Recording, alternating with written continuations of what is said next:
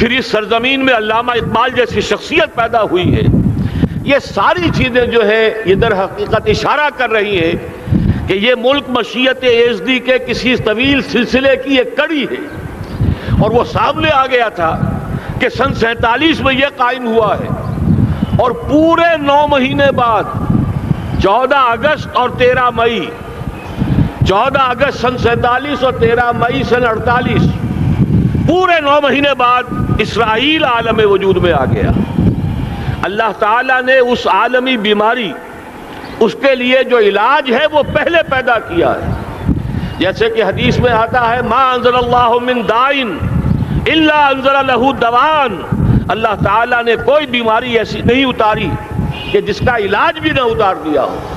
اور جیسے کہ ماں کی چھاتیوں میں بچے کی ولادت سے پہلے دودھ پیدا ہو جاتا ہے، اس کی غذا کا بندوبست پہلے ہو جاتا ہے، اسی طریقے سے اسرائیل کا جو فتنہ اٹھنے والا تھا اس کی سرکوبی کے لیے پاکستان وجود میں آیا ہے.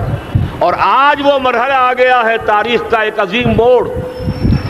آپ دیکھیں گے کہ بڑی مشابہت پیدا ہو گئی ہے. ایک طرف بظاہر امریکہ کی مرضی کے خلاف اسرائیلی وزیر اعظم نتن یاہو وہ بڑا ایک غرور کا اور بڑے تکبر کا مظاہرہ کر رہا ہے، اور وہ پورا پیس پروسیس جس پر نہ معلوم کتنا وقت صرف ہوا تھا، کتنی محنتیں ہوئی تھیں، کتنے راؤنڈز آف ٹاکس ہوئے تھے، کبھی واشنگٹن میں ہوئے ہیں، کبھی اوسلو طرز کا کوئی معاہدہ ہوا ہے، کبھی پھر اور اس کے بعد پیشی ہوئی تھی میڈرڈ کے اندر بھی، لیکن وہ سارا پیس پروسیس جو ہے اس کی دھجیاں کر رہا ہے. وہ وقت بالکل قریب نظر آ رہا ہے کہ یروشلم کے مسئلے پر وہاں بٹھی دہک اٹھے گی. اور احادیث نبویہ میں جو خبریں دی گئی ہیں کتاب الملاحم کی احادیث میں معلوم ہوتا ہے کہ اب اس کا آغاز ہونے والا ہے. نتن یاہو کو امریکہ کے خلاف جانے کا اصل میں حوصلہ کیوں بڑھ رہا ہے؟ اس لیے کہ اسے معلوم ہے کہ فرنگ کی رگیں جہاں پنجہ یہود میں ہے، چاہے کلنٹن ہو یا کلنٹن کا باپ ہو، یہودی لابی وہاں کی اتنی مضبوط ہے، کانگریس میں اور سینٹ میں ان کا اتنا اثر ہے کہ کوئی بھی وہاں شخص بڑے سے بڑا طاقتور اور بڑے سے بڑا اختیارات کا حامل اسرائیل کی مرضی کے خلاف نہیں جا سکتا. یہی معاملہ یہاں نظر آ رہا ہے. بظاہر تو ناراضگی کا اظہار ہوا ہے، لیکن یہ بات اب تو کھلتی چلی جا رہی ہے. حقیقت یہ ہے کہ یہود اور ہنود کا بڑا گہرا لنک قائم ہو چکا ہے، اور یہ بھٹیاں اب دونوں طرف دہکیں گی. میں اس سے پہلے بارہا کہہ چکا ہوں، ملت اسلامیہ تقریباً 150 کروڑ افراد پر مشتمل ہے، لیکن اس میں سے تقریباً 20 کروڑ عرب ہیں. ان کو اللہ نے خصوصی فضیلت دی تھی. یہ تھے کہ جن کی زبان میں قرآن نازل ہوا. خود محمد عربی صلی اللہ علیہ وسلم عرب تھے، انہیں جو فضیلت عطا کی تھی، لیکن بدقسمتی سے اس دور میں آ کر بھی انہوں نے آزادی حاصل کرنے کے بعد بھی اپنا قبلہ درست نہیں کیا.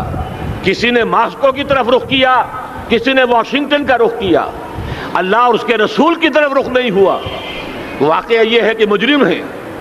دوسرے بڑے مجرم 150 کروڑ میں سے 10% یہ 15 کروڑ مسلمان ہیں. حالیہ جو سینسس ہمارا ہوا ہے اس کے بعد اندازہ ہو رہا ہے کہ یہاں کی آبادی 15 کروڑ ہو چکی ہے. 10% امت مسلمہ کا مسلمانان پاکستان ہے، اور یہ اس اعتبار سے کہ اسلام کے نام پر ملک بنا کر نصف صدی گزار چکے، لیکن یہاں پر اسلام کا بول بالا نہیں ہوا، کتاب و سنت کی بالادستی کر اعلان نہیں ہوا. دستور میں ساری اسلامی دفعات موجود، لیکن اس کے ساتھ ہی ایسے خلا موجود، چور دروازے موجود کہ کوئی دفعہ بھی مؤثر نہیں ہے. یہ منافقت کا پلندہ لے کر ہم چل رہے ہیں اس دستور کو، اس دستور مملکت پاکستان کو. لہذا واقعہ یہ ہے کہ یہ بھٹی جو ہے اب ہماری آزمائش کے لیے آگ آد ابراہیم ہے، نمرود ہے. کیا کسی کو پھر کسی کا امتحان مقصود ہے؟ اس لیے میں نے وہ آیت بھی آپ کو سنائی، وَلَنَبْلُوَنَّكُمْ بِشَيْءٍ مِّنَ الْخَوْفِ وَالْجُوعِ. آج کی صورتحال پر غور کیجئے، کس درجے یہ الفاظ ہمارے جو ہیں وہ ثابت ہو رہے ہیں اور جس اپلائی ہو رہے ہیں. ایک خطرہ پیدا ہو چکا ہے. واقعہ یہ ہے کہ کوئی کرائسس ہو، کوئی خطرہ ہو، کوئی اندیشہ ہو تو قوم جاگ جایا کرتی ہے. اور اس کے بعد حقیقت یہ ہے اگر ہم نے جرأت کر لی، اور مجھے یقین ہے کہ ہو جائے گا، کچھ لیت و لال ہے، کچھ تاخیر ہے، حکومت کے کچھ اعلانات دو طرفہ سے بھی آ جاتے ہیں، لیکن مجھے یقین ہے یہ دھماکہ ہوگا، یہ مشیت اعزدی ہے، یہ شدنی امر ہے، یہ ہوگا۔ اور اس کے بعد یقیناً اس آیت مبارکہ کا دوسرا لفظ ہم پر منطبق ہوگا، وَلَنَبْلُوَنَّكُمْ بِشَيْءٍ مِّنَ الْخَوْفِ وَالْجُوعِ۔ یہاں دوسرا لفظ بھوک کا لفظ ہے، ہم پر سختیاں آئیں گی یقیناً۔ الکفر ملت واحدہ، پوری دنیا امریکہ کی زیر سرپرستی ہمارے خلاف کھڑی ہوگی، ہمارے اوپر پابندیاں لگیں گی، لیکن شاید ہمارے جذبہ ایمانی کو بیدار کرنے کے لیے اللہ تعالیٰ اسی کو ذریعہ بنا دے، اور پھر اس کے ذریعے سے پورے عالم اسلام میں عوامی سطح پر جو ہمدردی پیدا ہوگی پاکستان کے ساتھ، اس کے آثار شروع ہو گئے ہیں۔ کبھی قطر کی طرف سے خبر آ رہی ہے، کبھی الاحرام کا جو ہے وہاں بات سامنے آ رہی ہے۔ معلوم ہو رہا ہے کہ جو بھی پبلک اوپینین ہے پورے عالم اسلام میں، اس کی وجہ کیا ہے؟ میں نے اپنے پچھلے جمعے کے خطاب میں عرض کیا تھا کہ جیسے پاکستان سلطنت خداداد پاکستان ہے، ایسے ہی اس کی ایٹمی صلاحیت یہ بھی خداداد ہے، اللہ نے چھپر پھاڑ کر ہمیں دی ہے۔ ایسا نہیں تھا کہ ہم نے لیبارٹریاں بنائی ہوں، ہمارے سینکڑوں اور ہزاروں سائنسدان ریسرچ میں لگے ہوئے ہوں، نہیں، اچانک اللہ تعالیٰ کی طرف سے ہمیں ایک نعمت غیر مترقبہ عطا ہو گئی ڈاکٹر عبدالقدیر کی شکل میں۔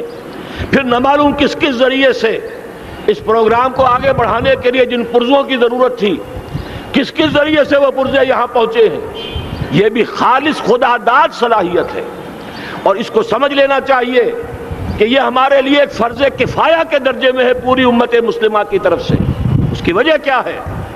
پورے عالم اسلام میں کہیں اور یہ صلاحیت موجود نہیں۔ کچھ ایٹمی دانت نکلنے کا امکان پیدا ہوا تھا عراق میں، آپ کو معلوم ہے کئی سال پہلے اسرائیل کے جیٹس آئے اور اس کی ایٹمی تنصیبات کو تہس نہس کر کے چلے گئے۔ اس کے بعد جو کچھ ہوا ہے خلیج کی جنگ میں، اس کا اگلا پچھلا کھایا پیا سارا اگلوا دیا، اور اس کے لیے جو پابندیاں ہیں شدید سے شدید تر ابھی تک چلی آ رہی ہیں۔ تو اچھی طرح سمجھ لیجئے کہ پورے عالم اسلام میں صرف ایک پاکستان، پوری دنیا میں صرف ایک ملک ہے جو اسلام کے نام پر بنا، پورے عالم اسلام میں صرف ایک ملک ہے جس کے پاس ایٹمی استعداد ہے۔ ان دونوں چیزوں کو سامنے رکھیے تو پھر مشیت اعزدی میں مختلف چیزیں جو اللہ تعالیٰ کی اس تدبیر کے اندر موجود ہیں، اس کی کچھ نہ کچھ کڑیاں جو ہے ملتی نظر آتی ہیں۔ لہذا اگر یہ معاملہ ہو جاتا ہے تو یقیناً اگرچہ سختی آئے گی، وَلَنَبْلُوَنَّكُمْ بِشَيْءٍ مِّنَ الْخَوْفِ وَالْجُوعِ، لیکن ایک تو یہ کہ اس قوم کے اندر سے انشاءاللہ جذبہ ایمانی برآمد ہوگا، اس قوم کے اندر سے ایثار اور قربانی کے جذبات برآمد ہوں گے، پورے عالم اسلام کی اخلاقی سپورٹ اسے حاصل ہوگی۔ اور میں یہ سمجھتا ہوں کہ جیسے نوائے وقت نے بھی بہت اچھا کیا، کل یا پرسوں کے اپنے جو سر وقت پر وہ احادیث شائع کر دی ہیں، جن میں سے دوسری حدیث بڑی معنی خیز ہے۔ حضور نے فرمایا اصابتان احرزہم اللہ من النار، دو لشکر ایسے ہیں کہ جن کو اللہ تعالیٰ نے جہنم کی آگ سے چھٹکارے کا پروانہ دے دیا۔ وہ لشکر جو ہیں وہ جہنم کی آگ سے چھٹکارا پا گئے، احرزہم اللہ من النار۔ وہ دونوں لشکر کون سے ہوں گے؟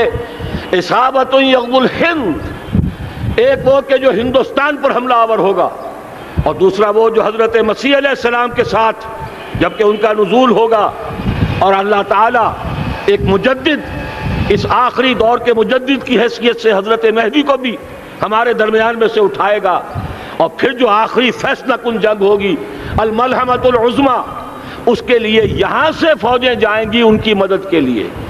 اب ان دونوں فوجوں کو ایک حدیث میں جمع کرنے سے اندازہ کر لیجئے کہ اس کا مطلب کیا ہے۔ یہ علاقہ پاکستان اور اس سے ملحق افغانستان، یہ علاقہ ہے کہ جو اسلام کا گہوارہ پہلے بنے گا، یہاں سے فوجیں جائیں گی، اور دائیں بھی اور بائیں بھی، مشرق میں بھی اور مغرب میں بھی، اور یہیں سے انشاءاللہ تعالی اسلام کا جو عالمی غلبے کا جو وعدہ ہے اللہ کا، کی خبر دی ہے محمد رسول اللہ صلی اللہ علیہ وسلم نے، لا يبقى على الارض بیت وبر ولا مدر الا ادخلہ اللہ کلمۃ الاسلام، اس روئے ارضی پر کوئی گھر بچے گا نہ خیمہ بچے گا جس میں اللہ تعالیٰ کلمہ اسلام کو داخل نہ کر دے۔ وہ حدیث کے جس کے بارے میں فرمایا گیا، حضور نے ارشاد فرمایا، حضرت ثوبان سے روایت ہے کہ اللہ تعالیٰ نے میرے لیے ساری زمین کو سمیٹ دیا۔